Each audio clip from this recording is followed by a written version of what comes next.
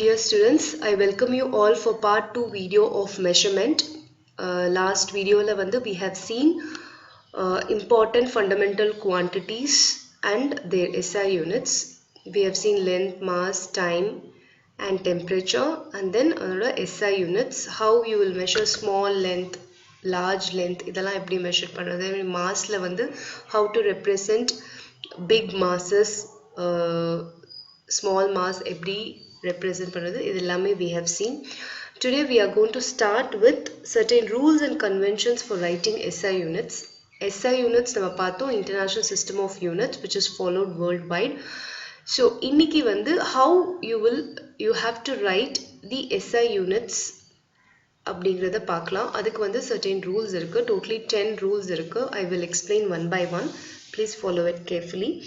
First one, the units named after scientists are not written with a capital initial letter. Example, Newton, Henry, Ampere and Watt. அதாவது certain units அதை discover பண்ண scientist ஓட names வச்சிருப்பாங்க. அதுதான் Newton, Henry, Ampere and Watt. Newton is the SI unit for force. இப்போ force invent பண்ண scientist Newton. அதனால அந்த force ஓட யூனிட் நியூட்டன்னே வச்சிருக்காங்க. அதே மாதிரி ஆம்பியர் எலக்ட்ரிக் கரண்ட் ஓட SI யூனிட் ஆம்பியர். ஸோ அதை இன்வென்ட் பண்ண சயின்டிஸ்டோட பேரே ஆம்பியர் யூனிட்டாகவும் வச்சிருக்காங்க. அதே மாதிரி what is for voltage. So இதெல்லாமே நீங்க SI யூனிட்ஸ், இந்த SI units which are named after scientists எழுதும்போது ஃபர்ஸ்ட் லெட்டர் கேபிட்டல் லெட்டர் போடக்கூடாது, எல்லாமே ஸ்மால் லெட்டர்ஸ்ல தான் எழுதணும். This is your first rule. Second rule is the symbols of the units named after scientists should be written by the initial capital letter. Symbols of the units அப்படினா units kilogram இருந்துச்சுன்னா அதோட symbol எப்படி எழுதுவீங்க, kg ன்னு எழுதுவீங்க. அதே மாதிரி time ஓட SI unit செகண்ட், செகண்ட் ஓட symbol எப்படி எழுதுவீங்க, S ன்னு எழுதுவீங்க. அதே மாதிரி மீட்டருக்கு m ன்னு எழுதுவீங்க இல்லையா. அதே மாதிரி சயின்டிஸ்டோட நேம் வச்சு ஒரு யூனிட் இருந்துச்சுன்னா, for example newton, henry, watt, ampere இதெல்லாம் இருந்துச்சுன்னா அதோட சிம்பிள் கேபிட்டல் லெட்டர்ல தான் எழுதணும். ஸோ சிம்பிள் நியூட்டனோட சிம்பிள் N, Nக்கு கேபிட்டல் N தான் போடணும், ஸ்மால் n போடக்கூடாது. அதே மாதிரி ஆம்பியருக்கு கேபிட்டல் A தான் போடணும். சிம்பிள் நல்லா புரிஞ்சுக்கோங்க. ஃபர்ஸ்ட் ரூல் யூனிட்டை ஃபுல்லா எழுதும் போது, SI யூனிட்டை ஃபுல்லா எழுதும் போது, ஆம்பியர் ஃபுல்லா எழுதும் போது ஃபுல்லா ஸ்மால் லெட்டர்ஸ் தான் எழுதணும், எங்கேயுமே கேபிட்டல் லெட்டர் போடக்கூடாது. ஃபர்ஸ்ட் லெட்டர் கேபிட்டல் போடக்கூடாது. செகண்ட் ஒன் பார்த்தீங்கன்னா அதோட சிம்பிள் எழுதும் போது, ஃபார் எக்ஸாம்பிள் ஆம்பியரோட சிம்பிள் A, ஏன்னு எழுதும் போது கேபிட்டல் A தான் போடணும், ஸ்மால் A போடக்கூடாது. இதுதான் ஃபர்ஸ்ட் 2 ரூல். தேர்ட் பார்த்தீங்கன்னா small letters are used as symbols for units not derived from a proper noun. Proper noun na enna, names of places, things, objects. This is proper noun. Proper noun lendu derive ஆகாத units. அதாவது இப்போ நம்ம first 2 points என்ன பார்த்தோம், scientist ஓட name lendu வந்த unit. இது proper noun. இந்த proper nounல இல்லாம வர மற்ற யூனிட்ஸ் இருக்கு இல்லையா, அதெல்லாமே நீங்க ஸ்மால் லெட்டர்ஸ்ல தான் எழுதணும். அதுக்கு example M for meter, kg for kilogram. So kilogram, metre இதெல்லாம் ப்ராப்பர் நவுன்ஸ் கிடையாது. ஸோ இதனோட சிம்பிள்ஸ் எல்லாம் நீங்க எழுதும் போது ஃபுல்லா ஸ்மால் லெட்டர்ஸ்ல தான் எழுதணும். இது third point. Fourth point no full stop or other punctuation marks should be used within or at the end of symbols. Unit எழுதும் போது எங்கேயுமே ஃபுல் ஸ்டாப், கமா எதுவுமே போடக்கூடாது. எக்ஸாம்பிள் 50 மீட்டர், நாட் 50 m பக்கத்துல ஃபுல் ஸ்டாப், அந்த மாதிரிலாம் வைக்கக்கூடாது. ஞாபகம் வச்சுக்கோங்க, பங்க்சுவேஷன் மார்க்ஸ் யூனிட்ஸ்ல எங்கேயுமே போடக்கூடாது.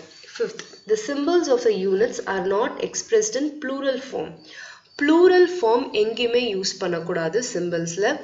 For example 10 kilograms na 10 kg தான் எழுதணும், 10 kgs அப்படின்னு எழுதக்கூடாது. So no plural form. Sixth, when temperature is expressed in Kelvin, the degree sign is omitted. Example 283 Kelvin and not 283 degree Kelvin. If expressed in Celsius scale, degree sign should be included. Example 100 degree C and not as 100 C, 108 degree Fahrenheit and not as 108 Fahrenheit. அதாவது temperature நம்ம வந்து மூணு விதமா mention பண்றோம். Kelvin, degree, Fahrenheit. Kelvin போடும்போது degree எழுதக்கூடாது. Celsius and Fahrenheit போடும்போது degree எழுதணும். அதுதான் your 6th point. 7th point, use of solidus is recommended for indicating a division of one unit symbol by another unit symbol. சாலிடஸ்ன்றது வந்து பார்ன்றது வந்து இந்த division போடுறதுக்கு நம்ம யூஸ் பண்ணுவோம். அது வந்து ஒரு இடத்துல தான் நீங்க யூஸ் பண்ணணும். ஃபார் எக்ஸாம்பிள் பார்த்தீங்கன்னா m மீட்டர் per செகண்ட், அதுதான் வந்து ms power -1 போடுறாங்க. இதே இந்த மாதிரி ms power -1 m bar s போடலாம். அந்த பார் தான் சாலிடஸ், m bar s அப்படின்னு போடலாம். இன்னொரு எக்ஸாம்பிள் பாருங்க, J bar K bar mole, அதாவது ஜூல்ஸ் பார் கெல்வின் பார் மோல். இதை வந்து J K power -1 mole power -1 இப்படிதான் நீங்க எழுதணும். J bar K bar mole போடக்கூடாது. அதாவது அந்த சாலிடஸ் வந்து 2 வாட்டி more than 1 எழுதக்கூடாது. Next, 8th one, the number and units should be separated by a space. அதாவது 15 கிலோகிராம் மீட்டர் per செகண்ட் அப்படின்னு எழுதும் போது அந்த நம்பருக்கும் யூனிட்டுக்கும் நடுவில் கொஞ்சம் ஸ்பேஸ் விடணும். நம்பருக்கும் யூனிட்க்கும் நடுவில் ஸ்பேஸ் விடணும். அதுதான் 8th point. 9th point, accepted symbols alone should be used. Example, ampere should not be written as AMP and second should not be written as SCC. அதாவது accepted symbols all over the world SI units follow பண்ணிட்டு இருக்காங்க. So எல்லா இடத்துலையும் என்ன use பண்ணுறாங்களோ அதுதான் நம்ம use பண்ணணும். அதாவது accepted symbols எல்லா இடத்துலையும் என்ன accept பண்ணியிருக்காங்களோ யூனிவர்சலாக அதுதான் நம்ம யூஸ் பண்ணணும். செகண்டுக்கு வந்து S தான் போடணும், SCC போடக்கூடாது. அதே மாதிரி ஆம்பியருக்கு வந்து A தான் போடணும், AMPன்னெல்லாம் எழுதக்கூடாது.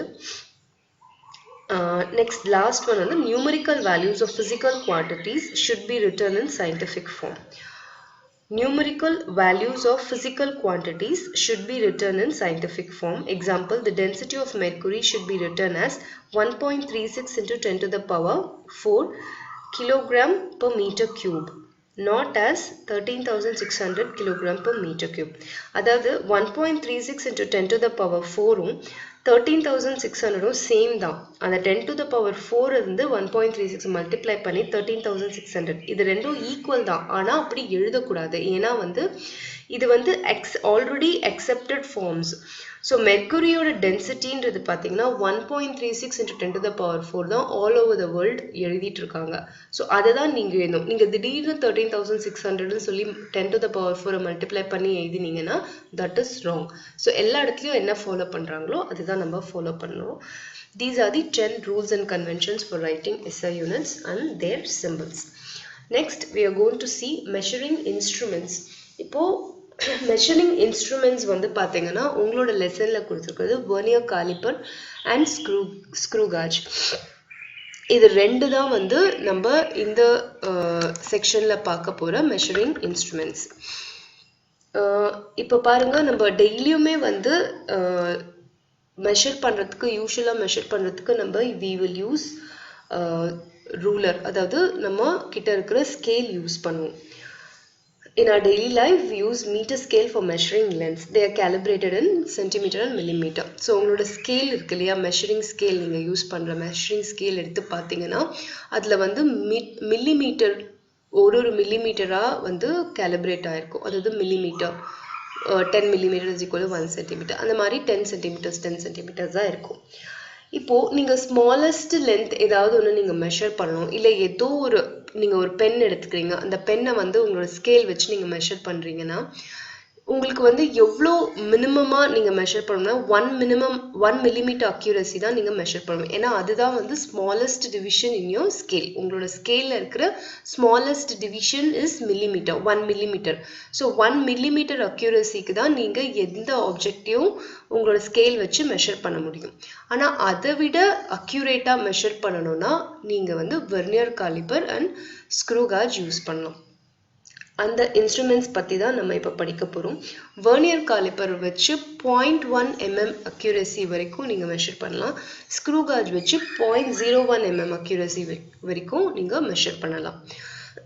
ஃபார் எக்ஸாம்பிள் பார்த்தீங்கன்னா நீங்கள் ஏதோ ஒரு if you want to measure your pen, பென்னை வந்து நீங்கள் ஸ்கேல் வச்சு மெஷர் பண்ணிங்கன்னா உங்களால் வந்து எவ்வளோ மெஷர் பண்ண முடியும்? மேக்ஸிமம் சே 10.1 அதாவது 10 சென்டிமீட்டர் 1 மில்லிமீட்டர். இதுதான் வந்து மேக்ஸிமம் அக்யூரசி மெஷர் பண்ண முடியும். ஆனால் அதை விட அக்யூரேட்டாக நீங்கள் மெஷர் பண்ணணும்னா with 0.1 millimeter accuracy and 0.01 mm accuracy la measure பண்ணனும்னா you have to use vernier caliper and screw gauge. இப்போ வந்து vernier caliper பாருங்க இந்த figure அந்த refer to figure 1.2. vernier caliper இப்படி தான் இருக்கும். இந்த diagram பார்த்துக்கோங்க. இந்த diagram ஓட description தான் இப்போ நான் உங்களுக்கு explain பண்ண போறேன். Vernier caliper consists of a thin, long steel scale graduated in centimeter and millimeter called main scale. இந்த diagramல வந்து உங்களுக்கு main scale போட்டிருக்காங்க இல்லையா, அந்த 0, 1, 2, 3, 4, 5, 6 சொல்லி நம்ம யூஸ் பண்ற அந்த ஸ்கேல் மாதிரியே ஒரு ஸ்கேல் இருக்கு பாத்தீங்களா, லாங். அது வந்து it is made up of steel scale. நம்ம steel scale யூஸ் பண்ணலாம். அதே மாதிரி steel scale இருக்கு calibrated in millimeter and centimeter. இதுக்கு பேரு main scale. So vernier caliperல இருக்கிற one of the parts வந்து main scale calibrated in millimeter and centimeter. To the left end of the main scale, an upper and lower jaw are fixed perpendicular to the bar. இந்த main scale ஓட left sideல பாத்தீங்கன்னா outside jaws inside jaws இருக்கு இல்லையா, left sideல வந்து இருக்கிறது, கீழே இருக்கிறது வந்து lower jaw, மேலே இருக்கிறது வந்து upper jaw. இது ரெண்டுமே வந்து உங்களோட main scaleக்கு perpendicular-ஆ இருக்கு. perpendicular-னா செங்குத்தா இருக்கு. These are called fixed jaws. அந்த left sideல இருக்கிற jaws இருக்கு இல்லையா, towards அந்த startingல endல இருக்கு இல்லையா jaws, கீழே இருக்கிறது மேலே இருக்கிறது ரெண்டுமே வந்து upper jaw lower jaw. இது ரெண்டுமே வந்து fixed, அதாவது மூவ் ஆகாது அந்த ரெண்டு ஜாவும். Next வந்து to the right of the fixed jaws, a slider with an upper and lower movable jaw is fixed. இந்த left endக்கு இருக்கு இல்லையா, அப்போ fixed jaws சொன்னோம் இல்லையா, அதுக்கு right sideல பார்த்தீங்கன்னா அதே மாதிரி மேலே ஒரு jaw கீழே ஒரு jaw இருக்கு பாருங்க, inside jaws போட்டிருக்காங்க இல்லையா, அது வந்து it's movable with a slider. அங்க அது வந்து ஒரு ஸ்லைடர் மாதிரி இருக்கு. vernier scale பாயிண்ட் பண்ணி போட்டிருக்காங்க இல்லையா டயக்ராம்ல, அதுதான் வந்து slider with upper jaw and lower jaw. இது வந்து மூவபிளா இருக்கும். The vernier scale is marked on the slider and it moves along with the movable jaws in the slider. இந்த vernier scale இருக்கு இல்லையா, இப்போ இந்த ஸ்லைடர் நம்ம சொன்னோம் இல்லையா, அந்த ஸ்லைடர்ல வந்து vernier scale மார்க் பண்ணிருக்காங்க பாருங்க, டிவிஷன்ஸ் இருக்கும் பாருங்க, அது வந்து vernier scale. So இது வந்து இந்த ஸ்லைடர் மேல இருக்கிற இந்த vernier scale வந்து மூவ் ஆகும். The lower jaws are used to measure the external dimensions of the object. அதாவது ஒரு ஸ்பியர் மாதிரி ஒன்று வச்சிருக்காங்க பாருங்க, அது வந்து ஒரு ஆப்ஜெக்ட். அந்த ஆப்ஜெக்டோட எக்ஸ்டர்னல் டைமென்ஷன்ஸை மெஷர் பண்றதுக்கு வந்து you can use lower jaws. அதே மாதிரி ஒரு ஆப்ஜெக்டோட இன்டர்னல் மெஷர்மெண்ட்ஸை மெஷர் பண்றதுக்கு மேல இருக்க இன்சைட் ஜாஸ் யூஸ் பண்ணுவோம். அது எப்படி யூஸ் பண்ணுவோம், திருப்பி வச்சு இன்சைட் ஜாஸை ஃபிக்ஸ் பண்ணி யூஸ் பண்ணுவோம். ஃபார் எக்ஸாம்பிள் பீக்கர் எடுத்துக்கிட்டிங்கன்னா அந்த பீக்கரோட இன்சைட் டயாமீட்டர் மெஷர் பண்ணுறதுக்கு இந்த இன்ஸ்ட்ருமெண்ட் அப்படியே திருப்பி வச்சு அந்த இன்சைட் ஜாஸை உள்ள ஃபிக்ஸ் பண்ணி நம்ம மெஷர் பண்ணுவோம். இதுக்கு ஒரு separate video I will post, how to use vernier caliperன்ற video I will post. If you see that video டெஃபினட்டாக உங்களுக்கு இன்னும் ஈஸியாக புரியும். So now the thin bar attached to the right side of the vernier scale is used to measure the depth of hollow objects. In the vernier scale ku right side la வந்து ஒரு thin bar இருக்கு, அந்த bar வந்து வச்சு நம்ம depth கூட measure பண்ணலாம் vernier scale வச்சு. So vernier scale வச்சு நீங்க outside dimensions, inside dimensions and then depth நீங்க measure பண்ணலாம். Next வந்து how to use this vernier caliper, அதுதான் நம்ம next slide ல பார்க்க போறோம்.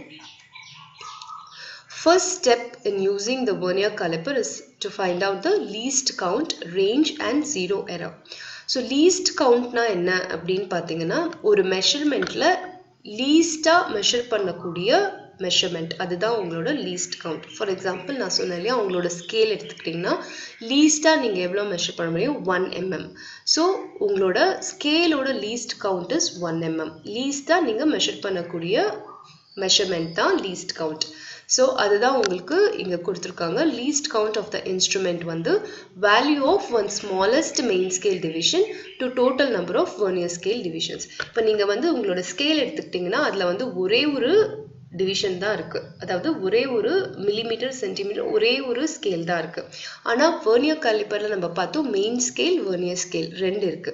ஸோ அப்போ லீஸ்ட் கவுண்ட் எப்படி கண்டுபிடிக்கணும் அப்படின்னா value of one smallest main scale division. இப்போ main scale division பாருங்க 0, 1, 2, 3 னு போட்டிருக்கோம். This is similar to your everyday scale which you use. So least one smallest main scale division ங்கிறது 1 mm. Total number of Vernier scale divisions. Vernier scale வந்து பாத்தீங்கன்னா டோட்டலா 10 divisions இருக்கு. நம்ம Vernier scale அந்த apparatusல பார்த்தோம். அதை கவுண்ட் பண்ணி பாத்தீங்கன்னா 10 divisions இருக்கும். So 1 mm divided by 10 is your least count. 1 mm divided by 10. 1 10 ஆல divide பண்ணா 0.1 mm கிடைக்கும். 0.1 mm or 0.01 centimeter. Both are one and the same. mm millimeter சென்டிமீட்டரா மாத்தணும்னா இன்னொரு 10 ஆல டிவைட் பண்ணனும். அது 10 ஆல டிவைட் பண்ணி தான் 0.01 சென்டிமீட்டர் இருக்கு. சோ இதுதான் வந்து least count of your vernier caliper. Least count of your vernier caliper is 0.1 mm or 0.01 centimeter. இதுதான் வந்து நம்ம to solve various problems நம்ம யூஸ் பண்ணுவோம். So Vernier caliper நீங்க எடுத்துக்கிட்டீங்கன்னா உங்களோட least count is 0.1 mm. 0.1 mm accuracy வரைக்கும் நீங்க Vernier caliperல measure பண்ணலாம். Next zero error.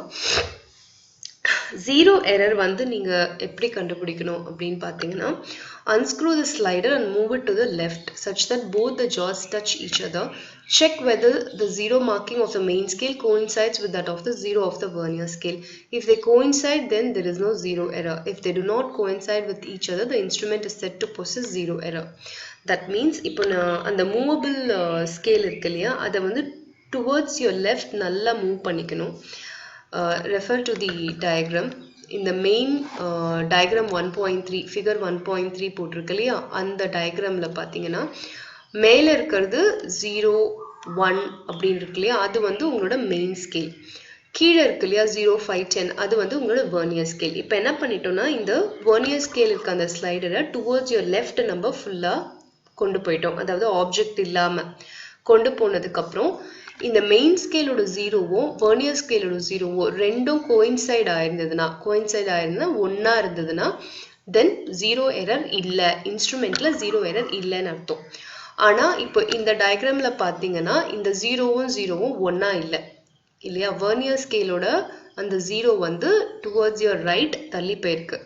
சோ அப்போ zero error இருக்குன்னு அர்த்தம். என்ன zero error பாத்தீங்கன்னா 0 of your vernier scale வந்து right side போயிருந்ததுன்னா like இந்த diagramல இருக்க மாதிரி right sideல இருந்ததுன்னா then இதுல வந்து positive zero error இருக்குன்னு அர்த்தம். அதாவது என்னன்னா நம்ம measure பண்ணக்கூடிய எந்த ஒரு பொருளை நம்ம இந்த vernier caliper யூஸ் பண்ணி measure பண்ணாலும் அதோட ரீடிங் காமிக்கும் இல்லையா அது வந்து அதிகமா காமிக்குதுன்னு அர்த்தம். சோ அதுக்கு ஏத்த மாதிரி நம்ம இந்த ரீடிங்கை வந்து கரெக்ட் பண்ணணும். அது எப்படி கரெக்ட் பண்றதுன்றதா நம்ம இப்போ பார்க்க போறோம். So இப்போ நம்ம இந்த இன்ஸ்ட்ருமெண்ட் இந்த வெர்னியர் காலிப்பர் இன்ஸ்ட்ருமெண்ட் எடுத்து லெஃப்ட்ல போய் வச்சுட்டு பார்த்தோம்னா 0 கோயின்சைட் ஆகல. 0 வந்து டுவர்ட்ஸ் யுவர் ரைட் இருக்கு. அதாவது வெர்னியர் ஸ்கேலோட 0 வந்து மெயின் ஸ்கேலோட 0வோட கோயின்சைட் ஆகாம டுவர்ட்ஸ் யுவர் ரைட் சைடு இருக்கிறதுனால இந்த இன்ஸ்ட்ருமெண்ட்ல பாசிட்டிவ் 0 எரர் இருக்கு. பாசிட்டிவ் 0 எரர் இருந்துச்சுன்னா உங்களை மெஷர் பண்ற ரீடிங் அதிகமா இருக்கு. ஸோ அப்போ அதை கரெக்ட் பண்றதுக்கு எவ்வளோ கரெக்ஷன் இருக்குதோ கால்குலேட் பண்ற கரெக்ஷனை வர ரீடிங்லேருந்து மைனஸ் பண்ணணும். அதுதான் உங்களோட கரெக்ட் ரீடிங் கால்குலேஷன். ஸோ இப்போ இதுல வந்து பாத்தீங்கன்னா நம்ம எப்படி கால்குலேட் பண்றது அப்படின்னு பாத்தீங்கன்னா 0 வந்து கோயின்சைட் ஆகலைன்னா நெக்ஸ்ட் எந்த டிவிஷன் வந்து மெயின் ஸ்கேல் டிவிஷனோட கோயின்சைட் ஆயிருக்குன்னு பார்க்கணும். இதுல பாத்தீங்கன்னா 5 வந்து கோயின்சைட் ஆயிருக்கு. ஸோ இந்த 5 இருக்கு இல்லையா ஸோ +5 கோயின்சைட் ஆயிருக்கு. +5 into least count போட்டிங்கன்னா அதுதான் வந்து உங்களோட கரெக்ஷன். ஸோ +5 into நம்ம பார்த்தோம் least count வந்து 0.01. So 5 into 0.01 is 0.05 centimeters. அதாவது 0.01 centimeters 0.05 centimeters. ஸோ இந்த 0.05 centimeters வர ரீடிங்லேருந்து மைனஸ் பண்ணணும். அதுதான் வந்து உங்களோட actual reading. So positive 0 error இருக்கு அப்படின்னா அதாவது 0 of the Vernier scale right sideல தள்ளி போயிருக்கும். அப்படி இருந்தா positive 0 error. Positive 0 error calculate பண்ணணும்னா நீங்க வந்து எந்த டிவிஷன் வந்து coincide ஆயிருக்குன்னு பார்த்துட்டு அந்த டிவிஷன் into least count பண்ணா உங்களோட positive 0 error கிடைக்கும். அந்த positive 0 error வர ரீடிங்லேருந்து மைனஸ் பண்ணணும். அதுதான் வந்து உங்களோட correct reading. Problem 1 பாருங்க. Calculate the correct reading if the main scale reading is 8 cm, Vernier coincidence is 4 and positive 0 error is 0.05 cm. So 8 cm வந்து main scale reading காமிக்குது. Vernier coincidence வந்து 4, that means 0 coincidence இல்ல. So 4. அப்போ உங்களோட இது 4 னா என்ன அர்த்தம்? positive 0 error ன்னு அர்த்தம். So positive 0 error நீங்க எப்படி calculate பண்ணுவீங்க? 4 into least count, அதாவது 4 into 0.01. இங்க already positive 0 error 0.05 centimeters கொடுத்திருக்காங்க. So அதை இந்த ரீடிங்லேருந்து மைனஸ் பண்ணணும்.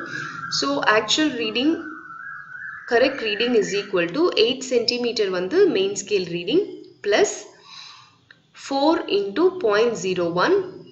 அது வந்து நம்ம கண்டுபிடிச்ச 0 error minus already கொடுத்திருக்கிற positive 0 error 0.05 centimeter. So 4 into 0.01 is 0.04 centimeter. 0.04, 8 plus 0.04 minus 0.05 is equal to 8 minus 0.01, which is 7.99 centimeter is your correct reading. So next வந்து negative 0 error பார்க்க போறோம். Suppose வந்து உங்களோட instrumentல வந்து Vernier 0 வந்து towards your left of your main scale இருந்ததுன்னா refer to figure 1.4. 1.4ல இருந்ததுன்னா then the instrument is set to possess negative 0 error. right sideல 0 தள்ளி போயிருந்ததுன்னா positive 0 error, left sideல போயிருந்ததுன்னா negative 0 error.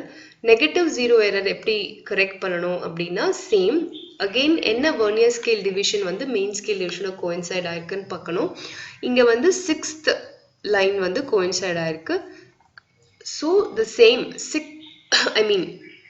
6th division வந்து coincide ஆயிருக்கு. இப்போ வந்து நீங்க வந்து negative 0 error calculate பண்ணதுக்கு backwardsல இருந்து count பண்ணணும். 1 2 3 4 4th division இதாயிருக்கு coincide ஆயிருக்கு. So -4 backல இருந்து calculate பண்றதுனால -4 into least count, which is minus 0.04 centimeter. So minus 0.04 centimeter is your negative 0 error. அதை வந்து actual reading ஓட add பண்ணீங்கன்னா your 0 correction கிடைக்கும். நல்லா ஞாபகம் வச்சுக்கோங்க. positive 0 errorனா என்னன்னா வர ரீடிங் வந்து அதிகமா இருக்கு. ஸோ நம்ம கரெக்ஷன் பண்ண வேண்டியது ஆக்சுவல் ரீடிங்லேருந்து மைனஸ் பண்ணால் கரெக்ட் ரீடிங் கிடைக்கும்.